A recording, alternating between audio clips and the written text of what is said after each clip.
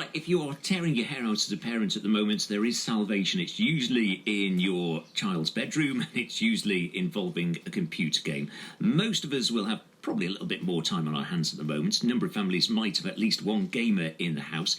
We've heard this week that the makers of Fortnite, the big game at the moment, won't be releasing their latest game, which is going to disappoint thousands of fans across the country.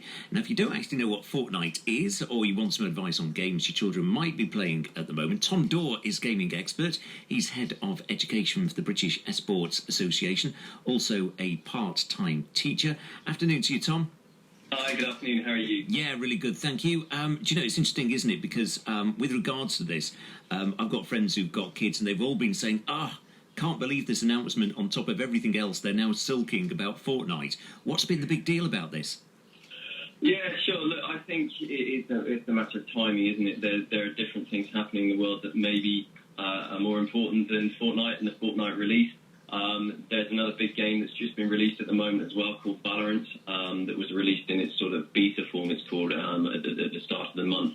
And there's a streaming service at the moment called, a streaming service called Twitch.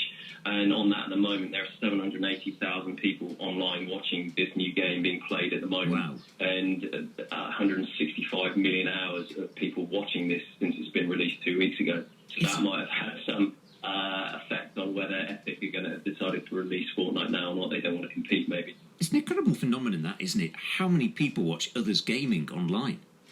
Yeah, absolutely. It's something that people can struggle to get their heads around a little bit. I liken it to the fact that maybe 20 years ago, when there are arcade machines around, you get people gathering around an arcade machine to watch other people play that.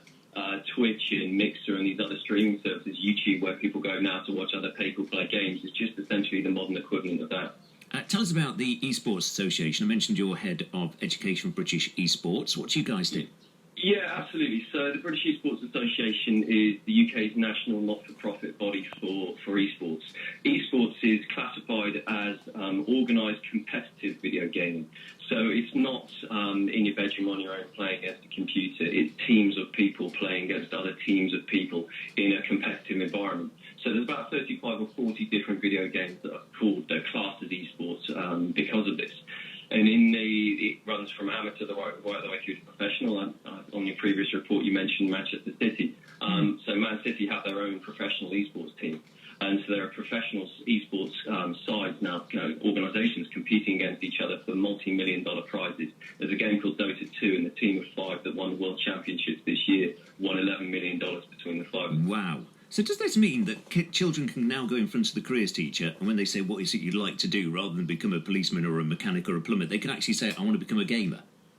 Yeah, in the same way that you would do that to say, I want to be a footballer, I want to be a rugby player or something like that. Absolutely. But then there's the industry, there's the global industry that then supports the esports industry in terms of the digital skills, in terms of the tech skills, the STEM skills. And that's something that we very much push. It's the opportunity. It's not just the gaming itself, it's the transferable skills that young people are developing through learning, how to set up networks on computers. A lot of gamers will build their own PCs themselves, for example, and the tech skills that are involved with that. So there's huge transferable skills.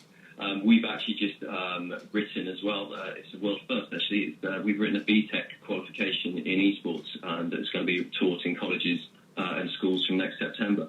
So there's a huge growing industry, not just in the UK, but around the world for this. Isn't it extraordinary? I suppose the other thing is that this almost at the start of the lockdown was every child's, fantasy, wasn't it? Right, you can go and sit in your bedroom because you're not allowed to go out. Could this go one way or the other? Are they either going to become, sort of master players at this, master gamers, or actually, do you think the other side, they actually might get a bit sick of this and want to get out?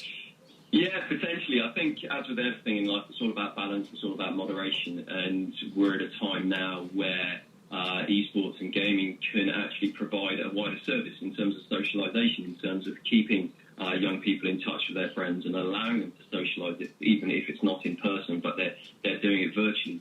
Yeah, it will give people an opportunity to get very good, but it will also give people an opportunity maybe in another 3 weeks when we come out of the lockdown, fingers crossed, touch wood, that actually people are ready now to get outside and do more physical things as well.